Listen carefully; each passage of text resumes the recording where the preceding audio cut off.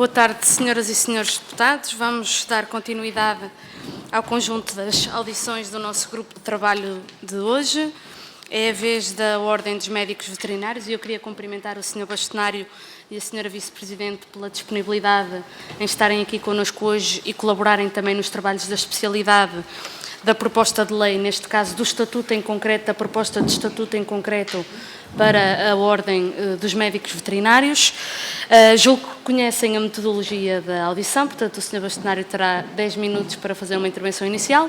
Os grupos parlamentares farão eles próprios a sua intervenção colocando questões se assim entenderem e depois concluirá com uma intervenção final de até 10 minutos, dispondo do tempo da forma que entender, se entender partilhar ou usar do tempo como entender naturalmente. E por isso, Sr. Bastonário, sem mais demoras, se calhar passo-lhe a palavra e agradeço-lhe mais uma vez a sua presença e a sua disponibilidade aqui. Muito boa tarde, Sra. Presidente, Srs. Deputados.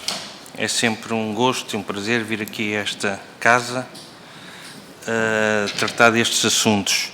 Ora bem, eu, como sei que está uma tarde cheia de audiências, não vou alongar demasiado. Como é sabido, nós fomos bastante críticos neste projeto de lei. No entanto, após a sua aprovação em plenário na Assembleia da República, acho que é nosso dever ter uma atitude pedagógica, de compreensão e de ajuda para que se tente criar aqui uma proposta que seja, enfim, que vá de encontro àquilo que os seus deputados assim o entendem, e nomeadamente ficou bem claro para nós na primeira audiência que tivemos com o Sr. Secretário de Estado, o Sr. Ministro, etc., que havia aqui uns pressupostos que não, à partida não iria abdicar e, portanto, nós fomos construímos aqui uma proposta um bocadinho ao encontro daquilo que pensamos que é sensato, realista e que, ao fim e ao cabo, penso que vai de encontro àquilo que se pretende e que se pretendeu e que nos foi mostrado que se pretendia nesta alteração a estes estatutos. Ora bem, para além de outras propostas que eu trouxe, se quiserem acompanhar, uma pastinha para cada um resumo só, enfim, não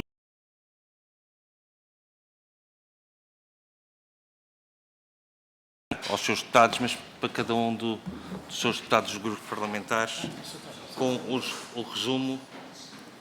Sónia, a Sra. Presidente. Começar aqui. Daquilo que nós pretendemos, até porque talvez seja depois também mais fácil poderem analisar, e isto é apenas um pequeno resumo daquilo que consideramos essencial. E vamos só focar-nos no essencial. E realmente o essencial é a valorização da atividade médico-veterinária, mostrar e que realmente também todas as audiências que tivemos com os diversos partidos, foi de nossa intenção mostrar exatamente o que é que faz um médico veterinário, que muitas vezes, enfim, é confundido só com a parte clínica e que a sua grande importância na saúde pública, a segurança alimentar e bem-estar animal. Penso que na saúde pública, hoje em dia, cada vez é mais importante a atuação do médico veterinário. Portanto, dado que pela OMS 70% das doenças emergentes serão do foro zoonótico, portanto terão sempre aqui um animal no meio, e portanto, dada esta grande importância dos médicos veterinários. Aliás, eu fiz questão também de trazer, e que tem nas vossas pastas, um parecer da FEE, que é da Federação dos Veterinários da Europa, e da World Veterinary Association, e que enfim, focam-se um bocadinho também nisso mesmo, na importância do médico veterinário. Basta dizer que todos os grandes problemas, os últimos grandes problemas europeus que extravasaram a Europa, como é óbvio, mas vamos focar aqui só na Europa, enfim, causaram um grande alarme público, tiveram origem nesta parte animal, e vamos, só para recordar um caso das vacas loucas, enfim, o alarme que criou a gripe aviária, etc. Portanto, isto, se formos analisar bem em profundidade, e não é para aqui que não é o âmbito desta comissão, tudo isto houve aqui descuidos na parte técnica e que realmente por nem sempre todos os países, e Portugal não foge à regra, não se investir exatamente na parte técnica da medicina veterinária, que hoje em dia, enfim, está mais que assente que tem que trabalhar diretamente com a saúde humana, portanto, o chamado One Health, isso penso que está mais que assente. E, portanto, o que é que nós aqui propusemos é, basicamente, o artigo 58, que nos parecia que estava completamente fora de contexto, e assim, indo ao encontro, e que foi o que nos foi transmitido pelo Governo, nas reuniões que tivemos, que havia um pressuposto de reduzir os atos próprios das ordens, nós fomos, enfim, não quisemos deixar de tentar ir ao encontro desse ensejo e realmente reduzimos aqui dos atos próprios que nós tínhamos, deixamos, enfim, reduzir aqui dois que nos parece, e porquê? Porque nos parece que podem ser desempenhados por outras profissões que hoje em dia também se desenvolveram nestas áreas e, portanto, também não podemos estar aqui numa medida quase egoísta e cooperativa a achar que só os médicos veterinários é que poderão fazer.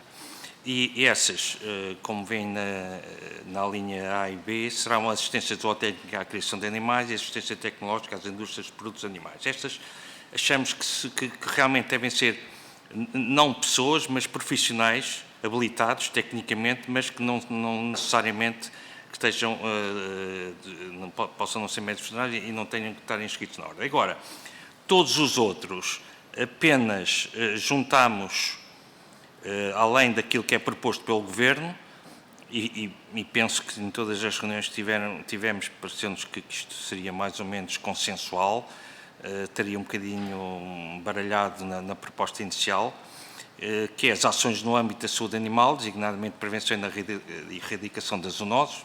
Lembrar que as zoonoses são as tais doenças dos animais que se podem se transmitir aos humanos. A assistência clínica a animais, como é óbvio. Inspeção, esta assistência clínica a animais, também é preciso não esquecer, tem a ver hoje em dia com uma insistência muito grande e uma lei do bem-estar animal e, portanto, só um profissional, enfim, médico veterinário é que poderá saber o que é aquilo que deve fazer ao animal sem lhe provocar sofrimento e mal-estar desnecessários. A inspeção e higiene sanitária de animais e seus produtos, isto é uma coisa muito importante na Europa e que, se lerem aqui as declarações aqui da World Veterinary Association e da Federação dos Veterinários da Europa. Portanto, esta parte toda da inspeção e higiene sanitária de animais e seus produtos é extremamente importante numa altura em que está sempre em causa estes problemas e vemos todos os dias uma ação muito grande da parte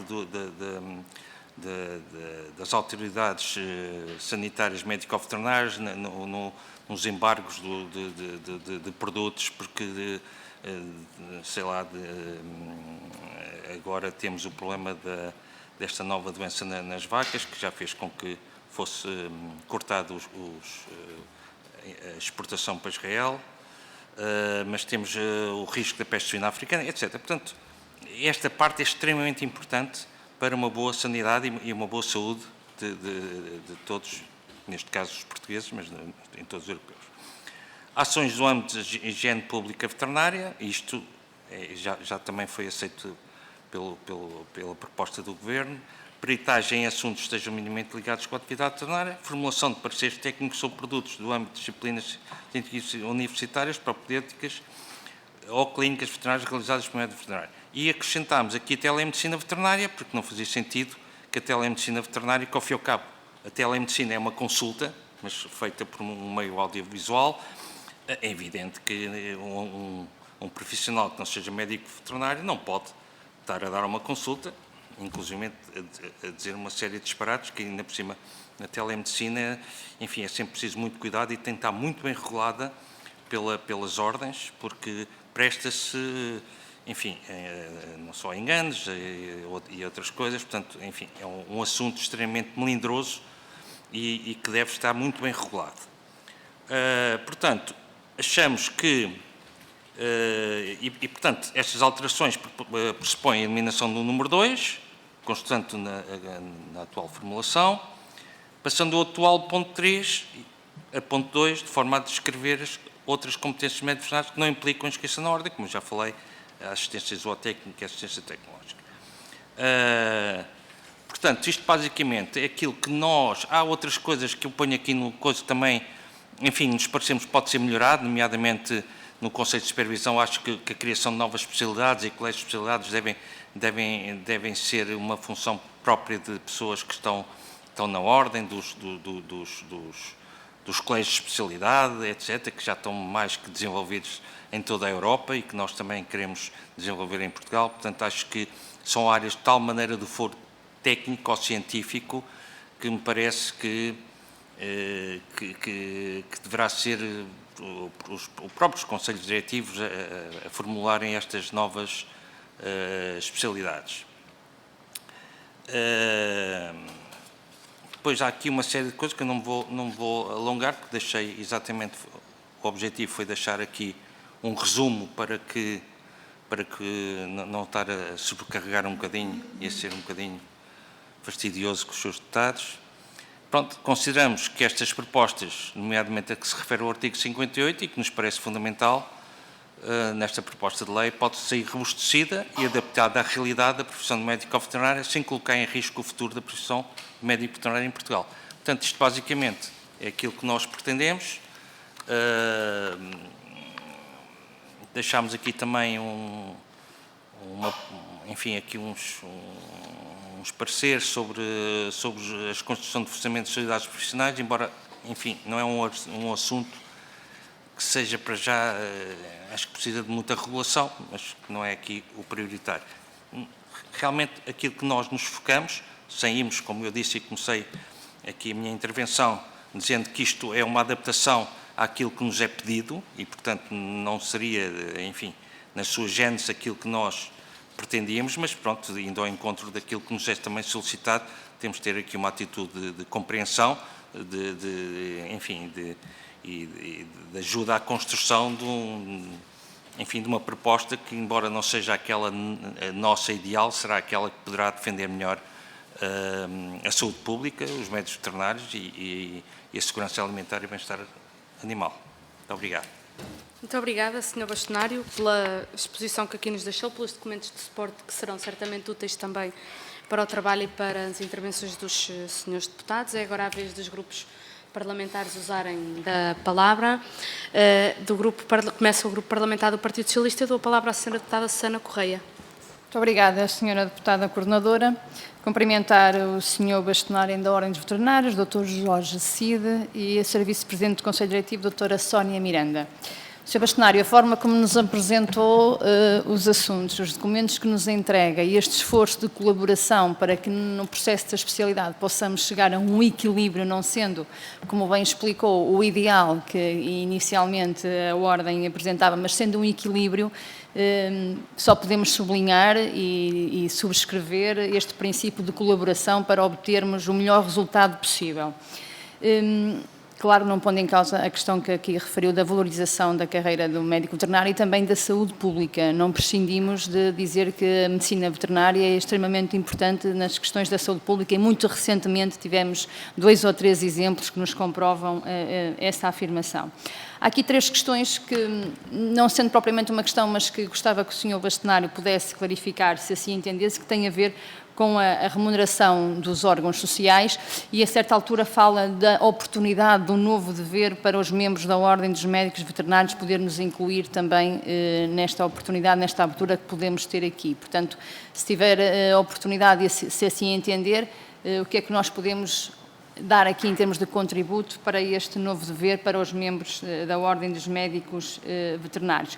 E também há aqui uma questão que, dos contributos que nós fomos lendo, há aqui um esforço grande para diminuir a questão dos atos reservados, mas deixamos também aqui este esforço para que não haja uma lista exaustiva dos atos próprios dos médicos veterinários e a questão de percebermos a exigência ou não, a obrigatoriedade da inscrição destes profissionais na Ordem. A forma que nos é apresentada, já percebi que conseguimos ultrapassar este obstáculo que tínhamos aqui da inscrição ou não na Ordem. Estive aqui agora a rever e há aqui, efetivamente, a diferenciação entre os atos com inscrição do profissional, que entendem ser necessária, e a outra que poderá ou não. Portanto, sendo assim, fico com estas questões esclarecidas. Era isto que eu tinha para vos apresentar, mas mais uma vez referir que este trabalho que trouxeram até nós vai ser muito útil para este equilíbrio que se tentará na especialidade alcançar. Muito obrigada pela vossa colaboração e pela forma como estão aqui nesta comissão. Muito obrigada. Muito obrigada, Sra. Deputada Susana Correia. É a vez do Grupo Parlamentar do PSD e dou de novo a palavra à Sra. Deputada Emília Cerqueira. Obrigada, Sra. Deputada Coordenadora. Também eu cumprimento o Sr. Bastonário, o Dr. Jorge Cid e a Sra. Vice-Presidente do Conselho Diretivo, a Dra. Sónia Miranda, e começando desde logo por agradecer os preciosos contributos que aqui nos trouxeram. Até como ponto prévio, tendo em conta aquela que foi a intervenção do Sr. Bastonário, de facto, a Ordem dos Médicos Veterinários e os médicos veterinários nos últimos anos têm-se visto perante uma série de desafios naquelas são as suas competências, aquela que é, inclusive, é o seu papel e aquela que é a função, em última ratio, da medicina veterinária. E isso reflete-se também neste Estatuto da Ordem.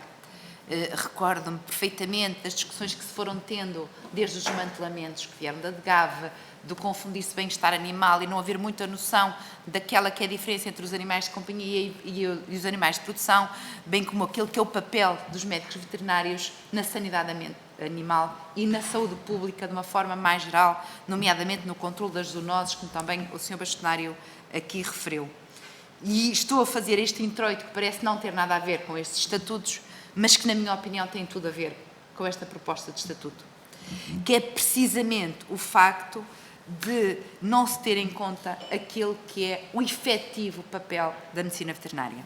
E parece-me que, claramente, as notas que nos dão aqui relativamente ao artigo 58, que é fundamental que fique claramente que é exclusivo dos médicos veterinários a saúde animal, nomeadamente a prevenção e erradicação de zoonoses, que podem ter consequências catastróficas em termos de saúde pública, quer nacional, quer internacional, e temos-lo visto, o Sr. Bastonário já deu aqui alguns dos exemplos, bem como as inspeções, e parece-me também, e esta é a minha opinião, e nós vamos meditar sobre isto, que se temos telemedicina humana, que a telemedicina veterinária tem que estar nas competências também. Pessoalmente fui muito sensível a uma questão que aqui falaram, que tem a ver com o facto de pessoas não inscritas na Ordem, mas profissionais.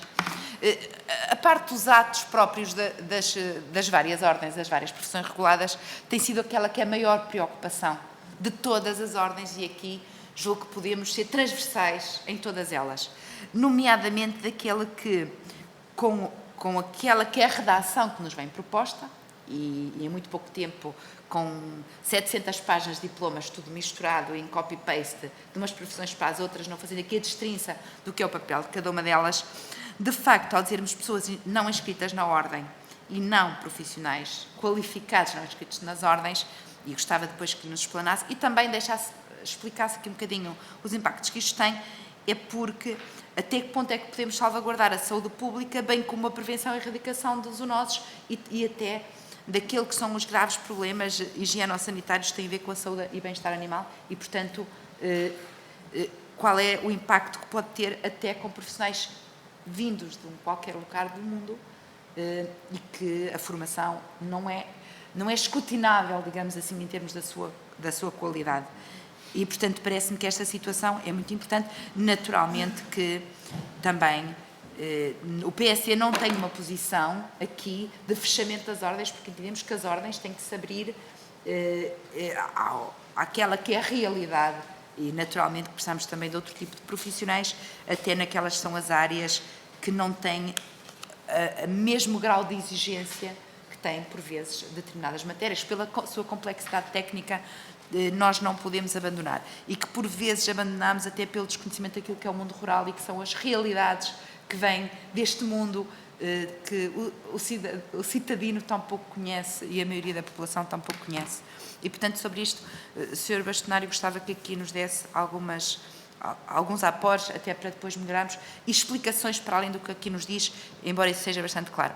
Relativamente às especialidades, gostava que comentasse aqui também, até para que nós todos entendamos e possamos, sendo caso disso, de avançar, que tem a ver com a governamentalização da atribuição de especialidades. Ao ser o Governo, esta competência, como referem aqui até na vossa nota, relativamente ao artigo 45, 57A e 57C, que tem a ver que a imposição da dependência e homologação do Governo para a criação de novas especialidades afigura-se como imposição de critérios político-administrativos. E, portanto, esta independência das ordens para nós tem que ser salvaguardada naquilo que são os aspectos técnico-científicos, que têm a ver com especialidade, os próprios profissionais e os impactos que isto poderia ter na atribuição das especialidades, também em termos de futuro nas ordens. Quanto aos órgãos de supervisão, já muito se veio falar e, portanto, como o tempo é precioso, era uma última pergunta. O prazo nas normas transitórias de 120 dias para criar o regulamentos eleitorais e a criação e efetivação de todos estes novos órgãos, todas as ordens vêm dizer que é manifestamente pouco, qual é a posição da Ordem dos Veterinários. E muito obrigada, porque de facto o tempo é curto e muito mais haveria a perguntar. Muito obrigada, Sra. Deputada Emília Cerqueira. Vamos concluir esta ronda com a intervenção do Grupo Parlamentar do Chega e dou a palavra ao Sr. Deputado Pedro Frazão. Muito obrigado, Sra. Coordenadora, Srs. Deputados, Sr. Bastonário Jorge Cid, Doutora Sónia Miranda, caros colegas, bem-vindos a este Parlamento. Tenho que fazer aqui uma declaração de intenções, é que eu sou membro desta ordem profissional e, portanto, bem sei a importância do médico veterinário, mas sei também o papel que a ordem tem na defesa da qualidade dos serviços médico-veterinários à população. Em Portugal, há algumas décadas atrás, o médico veterinário era visto apenas como alguém que tratava da saúde dos animais de companhia ou alguém que tratava da saúde dos animais de pecuária. A profissão médico-veterinária tem uma profundidade muito maior na saúde pública e naquilo que é a prevenção da saúde humana, da saúde ambiental e, obviamente, também da saúde animal, naquilo que se confere hoje em dia no conceito de One Health, ou uma só saúde, que está perfeitamente integrado e aceito por toda a comunidade científica dos profissionais de saúde, não só em Portugal, mas em toda a Europa. E, portanto, quando vimos aqui falar sobre a profissão médico-veterinária, não estamos só a falar da saúde animal, estamos a falar também da saúde ambiental e, em última análise, da saúde humana. A Ordem dos Médicos Veterinários, através do seu bastonário, tem sido também uma voz muito importante na nossa sociedade, fazendo sublinhar alertas sobre a saúde pública que muitas vezes vão em confronto com algumas das ações governativas. E por isso o Partido Chega é um grande, desde cedo, foi um grande ativo e expressou fortemente objeções a esta proposta de lei que, a nosso ver, tenta atacar aquela que é a liberdade de ação das ordens e tenta também provocar um controle excessivo sobre as ordens para que não sejam passíveis de poder ser vozes de liberdade na crítica sobre políticas que não vão ao encontro do estado da arte e, nomeadamente aqui, ao estado da arte científica na saúde pública. Portanto, isto, a nosso ver, é uma lei que vem dar um aumento ao poder do Governo, uma vez que introduz, por ingerência dentro dos órgãos das ordens, elementos de nomeação política que são externos e muitas vezes nem são profissionais da própria ordem e, portanto, são propostas que não consideramos de todo em todo adequadas às necessidades das populações. Porque a desregulação das ordens profissionais e a desregulação das profissões, em última análise, o que vai fazer é diminuir a qualidade dos serviços, que vão ser menos regulamentados, vão ser talvez mais baratos, mas também com muito menos qualidade. Portanto, esta tentativa de expandir o poder político do Governo para dentro das ordens profissionais, da Ordem dos Médicos Veterinários e de todas as outras ordens profissionais em Portugal, em nosso ver, é altamente criticável. Espero que as ordens não sejam silenciadas e cá estaremos para as defender. Agradecemos profundamente os contributos objetivos que nos trazem e até saudamos o facto de a Ordem ter este compromisso com a democracia, de vir a esta Casa a tentar fazer uma lei menos má e tentar propor algumas alterações, assim sejam bem acolhidas pelo partido que tem a maioria absoluta, mas aqui não posso deixar de sublinhar o artigo 58, ou seja, o contexto da alteração dos atos próprios e da descrição dos atos para os quais seria necessário a inscrição na ordem, porque de facto nós vemos aqui algo que entra em conflito. Nós não podemos ter em Portugal um edifício legislativo que diga que qualquer pessoa possa praticar atos médico-veterinários e depois termos um Código Penal que no seu artigo 358 condena com até 2 anos de prisão ou até 240 dias de multa o crime de usurpação de funções do médico veterinário. O legislador, quando escreveu o Código Penal, reconheceu tal importância na ação do médico veterinário em toda a sociedade que condena veementemente, com até 2 anos de prisão, a usurpação dessas funções. E, portanto, aqui está o exemplo paradigmático de como o nosso edifício legislativo, também ele em sede criminal, reconhece que o médico veterinário é essencial na nossa sociedade e que, por isso, tem que ser reconhecidas o seu exercício e os seus atos próprios. Sr. Bastonário, gostava de lhe perguntar frontalmente se acha que existe ou não uma ingerência excessiva do poder político dentro das ordens profissionais, nomeadamente com a nomeação de agentes políticos para o Conselho de Supervisão. Gostava de lhe perguntar também, com base no vosso parecer sobre os atos próprios do médico veterinário, se de facto não existe a absoluta necessidade de reformular este artigo 58º para que de facto existam atos próprios que possam ser só designadamente feitos por médicos veterinários inscritos na ordem, e também se entende a OMV se vai perder poder o seu Conselho Diretivo com este órgão de supervisão. Como é que vê o órgão de supervisão e o provedor? Gostava também, Sr. Bastonário, que nos esclarecesse se o senhor, como bastonário, ou o seu Conselho Diretivo oferem salário e como é que orçamentalmente vai viver a Ordem dos Médicos Veterinários. Outras ordens já tiveram aqui hoje a demonstrar-nos essa sua dificuldade e, portanto, se o Sr. Bastonário ofere salário, se os senhores membros do Conselho Diretivo oferem salário, como é que vêem esta imposição de outros membros da Ordem virem a ter que oferir um salário numa ordem que não tem muitos membros e que vive unicamente da cotização dos seus membros. Finalmente, para terminar, se tiver essa tolerância, gostava que comentasse as seguintes declarações. Em declarações à comunicação social, o maior argumento do Governo é que é preciso facilitar ou tirar barreiras ao exercício da profissão. Sr. Bastonário, existe alguma barreira ao exercício da profissão em Portugal? Os jovens recém-licenciados, o que é que precisam de fazer para se inscreverem na ordem? E depois fala também num trabalho digno, referindo aos estagiários. Gostava que nos desse uma pequena pincelada sobre a realidade dos estagiários em medicina veterinária em Portugal e se, de facto, é preciso trazer mais dignidade a esta realidade. Muito obrigado, Sra. Coordenadora. Muito obrigada, Sr. Deputado. Vamos devolver então a palavra à Ordem dos Médicos Veterinários e ao Sr. Bastonário, Dr. Jorge Cid, para a sua intervenção final. Tem a palavra, Sr. Ora, mais uma vez, muito obrigado. Eu vou tentar responder. Possivelmente algumas respostas serão transversais às diferentes intervenções. Começando pelo Partido Socialista,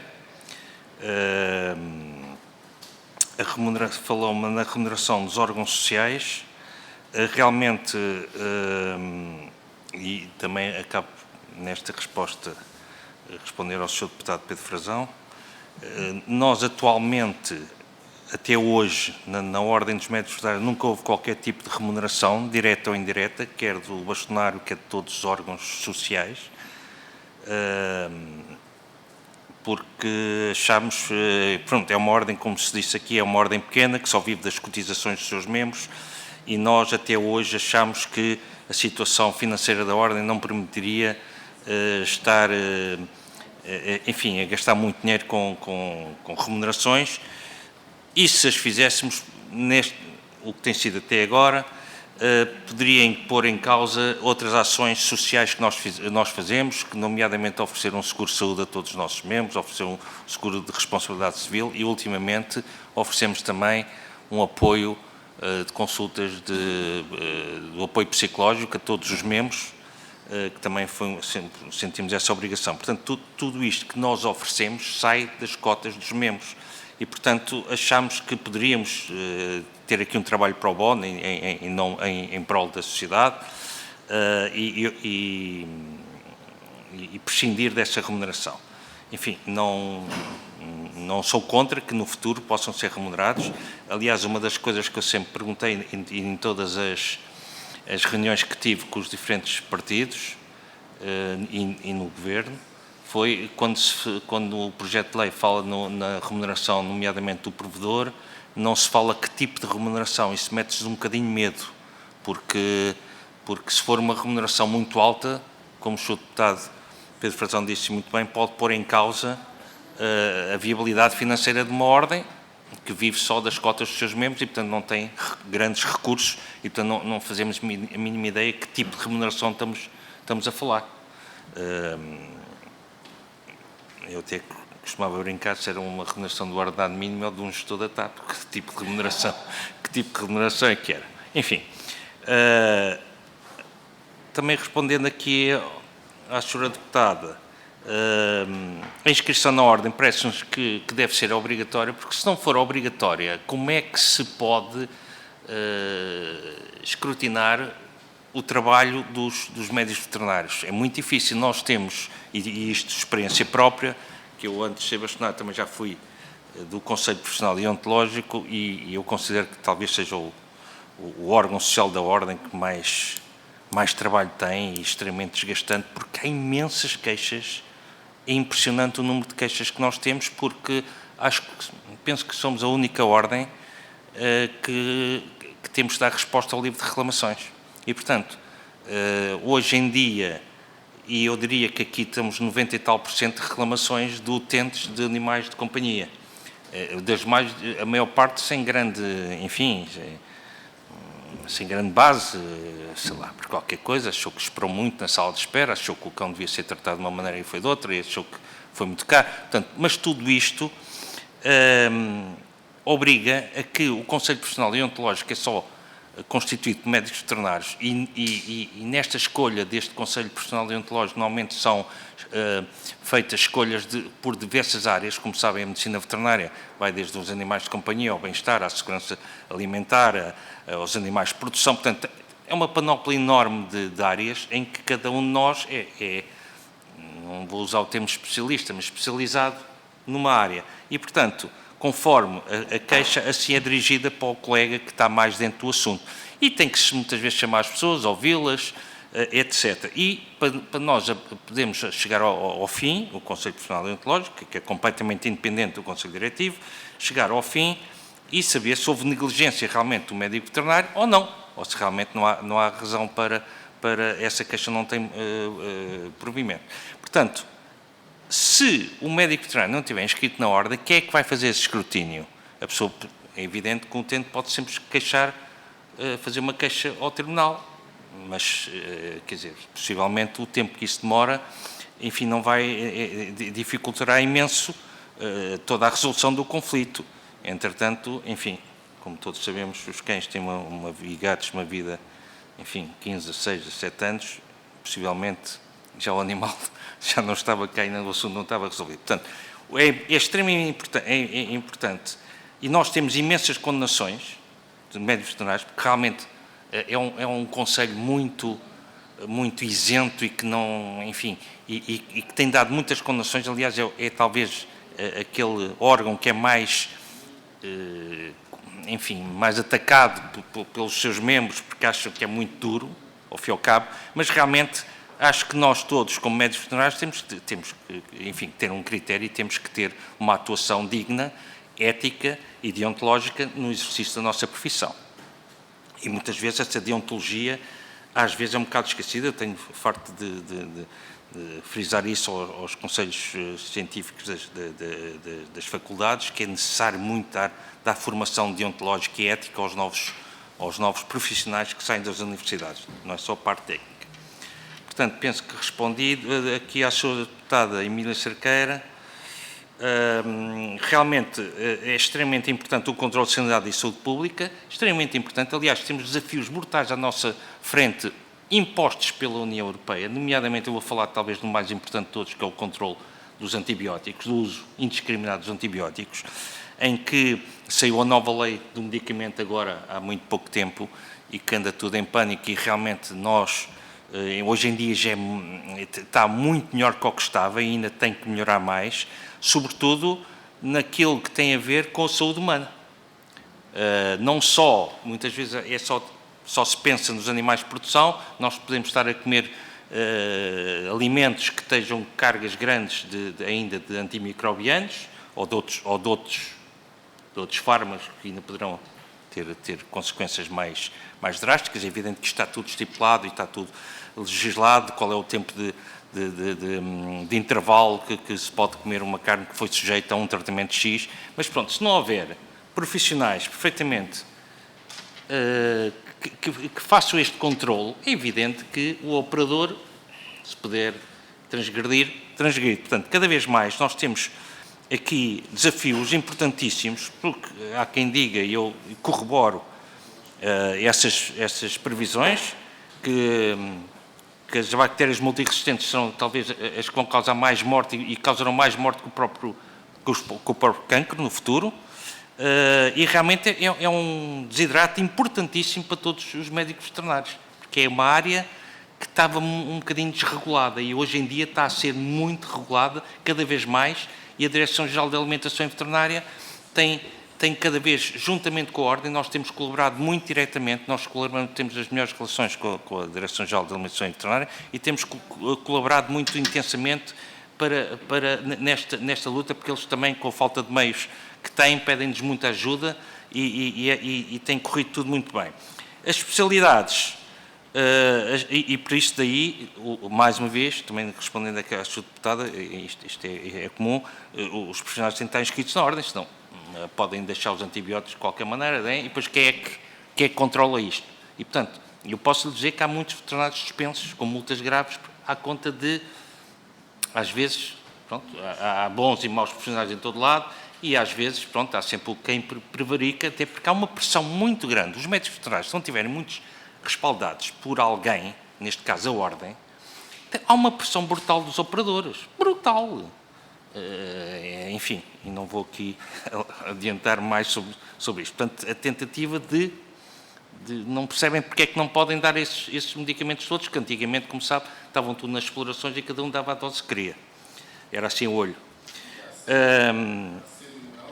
As especialidades realmente têm que ser uma realidade no nosso país, à semelhança da Europa, mas têm que ser feitas por colégios de especialidades. Não se pode, por via administrativa, dizer agora vamos criar esta especialidade e tu tens X anos de curso, és especialista. Portanto, isso seria um descrédito brutal a nível da Europa, não seria aceito e Portugal seria, enfim, um bocadinho alvo de chacota do resto da Europa. Portanto, nesta área que eu acho que o Conselho de Supervisão tem aqui responsabilidades excessivas e acho que tem que ser realmente os profissionais e os colégios de especialidade a regularem esta área. E penso que lhe respondi. Ao Sr. Deputado Pedro Frazão. Nos 120 dias. Nos 120 dias. Para se fazer a eleição, havendo neste momento sim, necessidade de um novo órgão. Que é sim, 120 dias parece-nos um bocado curto, até porque eu tenho alguma... Eu acho que não vai ser muito fácil cooptar aqui alguns órgãos. Por exemplo, quando põe aqui 3, que nós propomos 2, membros do Conselho Profissional Deontológico, pessoas de reconhecer de mérito, eu não sei, em cursos pequenos, e agora vou falar só dos médicos veterinários, não sei se é fácil arranjá-los, porque eu só vejo estas pessoas ou de uma faculdade, ou um professor já jubilado, ou não é, mas quem é que quer vir trabalhar para um órgão que é o pior que há, dentro de uma ordem, que é o Conselho Profissional Deontológico, é o pior que há, é um tribunal e é quem tem sempre a malhar nos colegas, eu não sei se é fácil arranjar, como também não sei se é fácil arranjar para o Conselho de Supervisão, porque, enfim, ou realmente são muito bem remunerados, ou se não forem mal ou não forem remunerados, cada vez começa a haver menos pessoas que queiram trabalhar para o bono. E, portanto, não sei se é fácil. Portanto, os 120 dias é capaz de ser curto. E, claro, quanto mais tempo tivermos, mais facilidade temos de procurar pessoas que estejam E aliás, uma das coisas que eu também não percebi neste diploma é, se não se conseguir, o que é que acontece? Nós corremos toda a gente, nos fechar as portas, não me quero meter nisso. Como é que isto vai funcionar? Bom, mas, como o Dr. Pedro Frazão, caro colega, corroboro completamente consigo, aliás, enfim, está dentro do assunto, a defesa de qualidade e bem-estar animal e das populações. Aliás, hoje em dia o bem-estar animal é uma coisa, um chavão e é transversal a toda a sociedade e já é uma exigência europeia e Portugal também, e vimos agora casos recentes de pessoas que sem habilitação, e um até teria semi-habilitação, porque era um enfermeiro, enfim, que tentou fazer uma operação de uma cadela e que ela morreu em grande sofrimento. Isso veio em todo lado, é abertura de telejornais e, portanto, isto para dizer que os atos próprios têm que estar realmente bem definidos e têm que ser as pessoas realmente com experiência no assunto a poderem exercer esses atos próprios. E têm que estar inscritos na ordem, senão, como eu disse e volto a repetir, não há maneira de os escrutinar e não há maneira de os obrigar a ter uma conduta ética e deontológica. É muito difícil. Perguntou-me diretamente da ingerência política. Enfim, não sei o que é que posso responder a isto. Enfim, nós tentamos sempre que não haja ingerência política, mas a política é transversal a tudo. E, portanto, enfim, mas nós temos, uma ordem tem que ser sempre independente, sempre. Tem que ser sempre independente Sr. Bastonário, eu pedia que pudesse concluir a sua intervenção. Obrigada. E pronto, os salários, para lhes responder que nós não recebemos nada. As barreiras, não temos qualquer barreira. Um aluno acaba a sua faculdade, leva o seu certificado de habilitações, no dia seguinte tem a carteira profissional, está a trabalhar. E os estagiários, para nós, não há estágios obrigatórios, portanto, os estagiários pedem para estagiar, portanto, é quase um favor que nós fazemos de ensinar aos mais novos. Portanto, mas não há obrigatório, portanto, não precisam de estagiar, só estagiam se quiserem e com quem quiserem e por opção própria. Portanto, não há aqui qualquer barreira, nem nunca houve. Muito obrigado, Sr. Deputado. Obrigada a nós, Sr. Bastonário. Queria mais uma vez agradecer à Ordem dos Médicos Veterinários a disponibilidade para colaborarem com este grupo de trabalho e agradecer especialmente ao Sr. Bastonário e à Sra. Vice-Presidente por terem estado aqui hoje com os grupos parlamentares a fazer esta reflexão de especialidade que necessariamente seguirá depois numa outra fase. E por isso, muito obrigada. Disponham sempre, naturalmente, deste grupo de trabalho, são sempre bem-vindos. Muito obrigada. Muito obrigado.